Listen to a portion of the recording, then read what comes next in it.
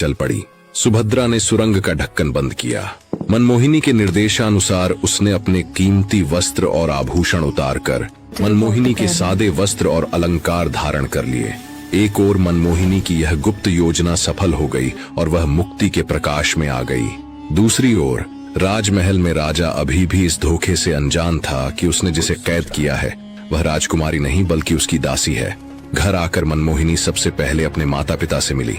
माता ने उसे हृदय से लगा लिया और पिता सेठ सुदंत भी उसे देखकर गदगद भावुक हो गए। कुछ बातचीत के बाद मनमोहिनी बोली, पिताश्री, अगर मैं इस भवन में रही तो दास दासी मुझे तुरंत पहचान लेंगे। पास में हमारा वह खाली भवन पड़ा है ना? हाँ पड़ा है, सेठ सुदंत ने उत्तर दिया। उसे कल ही ठीक करवा दें। मेरी 2 सबसे विश्वस्त दासियों को वहां भेज दें। मैं एक योगिनी का वेश धारण कर वहां रहूंगी। योगिनी का वेश? पिता ने आश्चर्य से पूछा। हाँ, मुझे विजय प्राप्त करनी है। महाराजा को सही रास्ता दिखाना है। मनमोहिनी ने अचानक पूछा, पिताजी, युवराज श्री यही हैं या कहीं बाहर गए हुए हैं? मैंने सुना है कि वह यहाँ आ गए हैं, सेठ सुदंत ने बताया। बहुत अच्छा, मेरा काम अब हो जाएगा, मनमोहिनी ने आत्मविश्वास से कहा। दूसरे दिन मनमोहिनी योगिनी का वेश बनाकर पास वाले मकान में चली गई। दुर्भाग्यवश उसी शाम वह रजस्वला हुई, इसलिए उसे 3 दिन तक एक ही कमरे में एकांतवास करना आवश्यक हो गया। योगिनी के वेश में मनमोहिनी का रूप 100 गुना अधिक खिल उठा था। उसने भगवा वस्त्र, रुद्राक्ष की माला पहनी थी और ललाट पर चंदन का भव्य त्रिपुंड तिलक कर रखा था। वास्तव में वह नवयौवना योगिनी इतनी रूपवती और आकर्षक लग रही थी कि कहा जा सकता है उसका रूप इंद्र को भी विचलित करने में सक्षम था। तीसरे दिन रात में जब उसके माता पिता उससे मिलने आए तब मनमोहिनी ने पिता से कहा, पिताश्री, आप कल सुबह महाराजा से मिलें और उनसे प्रार्थना करें कि परसों वह अपने युवराज पुत्र के साथ यहाँ भोजन के लिए पधारें। सेठ सुदंत ने पूछा, अगर वे आनाकानी करें तो? मनमोहिनी ने दृढ़ता से कहा, अगर वे मना करते हैं तो किसी भी बहाने से आप युवराज श्री को यहाँ आने के लिए अवश्य राजी करके आए। यह हमारा पहला कदम है। फिर क्या करना है यह हम बाद में तय करेंगे। आपके भवन पर आने का एक ही मार्ग है और वह इसी मकान के पास से गुजरता है। मैं झरोखे में खड़ी रहकर उन्हें देख लूंगी। अगर उस समय नहीं देख पाई तो भिक्षा लेने के बहाने घर पर आ जाऊंगी। माता पिता को उसकी पूरी योजना समझ में नहीं आई, पर उन्होंने उस पर विश्वास किया। चौथे दिन मनमोहिनी ने ऋतु स्नान किया और पिता के भवन में भिक्षा लेने आई। मध्याह्न से कुछ देर पहले सेठ सुदंत अपनी पुत्री के पास आए और बोले, महाराजा ने आना तो स्वीकार नहीं किया, लेकिन युवराज श्री अपने एक मित्र के साथ यहाँ जरूर आएंगे। कब आएंगे? राजसभा समाप्त होने के बाद वे यहाँ आएंगे और शाम तक यहीं रुकेंगे। यह सुनकर मनमोहिनी की आंखें तेजोमय हो गईं। उसकी योजना का पहला भाग सफल रहा था।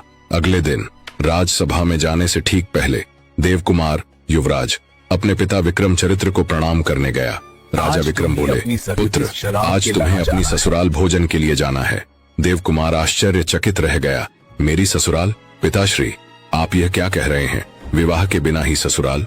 राजा वीर विक्रम ने मुस्कुराते हुए कहा, पुत्र बैठो, मैं तुम्हें पूरी बात बताता हूँ। मैंने एक दिन एक अत्यंत सुंदर और बुद्धिमती कन्या देखी थी।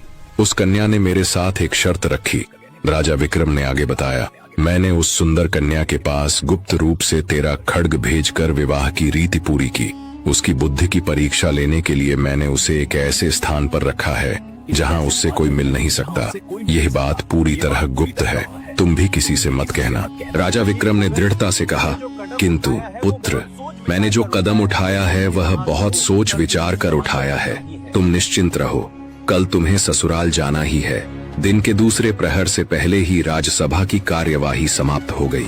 युवराज देवकुमार अपने मित्र मंत्री पुत्र को साथ लेकर घोड़े पर आरूढ़ हुए और सेठ सुदंत के घर वणिकबाड़ी की ओर चल पड़े।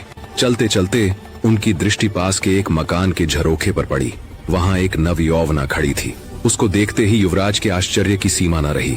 ऐसा प्रतीत हो रहा था मानो विधाता ने अपने विश्राम के क्षणों में अत्यंत फुर्सत से इस रूप को गढ़ा हो।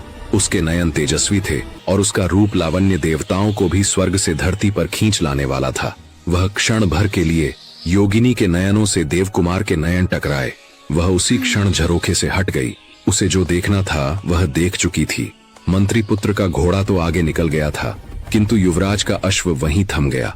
युवराज के मन में एक ही प्रश्न गूंज रहा था, यह रहस्यमयी भवन किसका है? सेठ सुदंत का मकान आ गया। सेठ द्वार पर ही खड़े थे। उन्होंने आदर के साथ युवराज का स्वागत किया। सेठानी ने दामाद का वर्धापन, स्वागत सत्कार किया और तुरंत एक रत्नमाला उनके कंठ में डाल दी।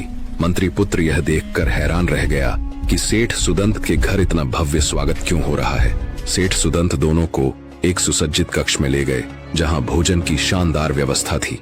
सभी भोजन करने बैठे, किंतु जब मदभरे नयन टकराते हैं तब भूख, नींद और विवेक ये सब पलायन कर जाते हैं।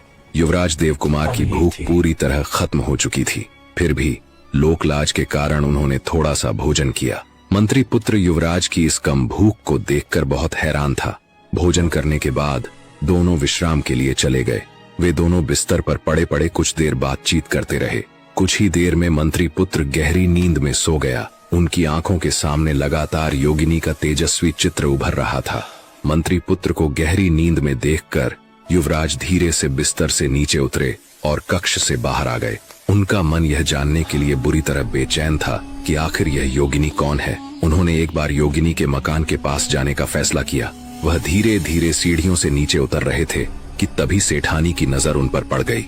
सेठानी ने पूछा, युवराज श्री, क्या आपको कुछ चाहिए? युवराज ने बहाना बनाया, नहीं, मुझे दिन में सोने की आदत नहीं। सोचा मित्र से मिल आऊं। आप चाहें तो आपके मित्र को यहीं बुला दूं। नहीं।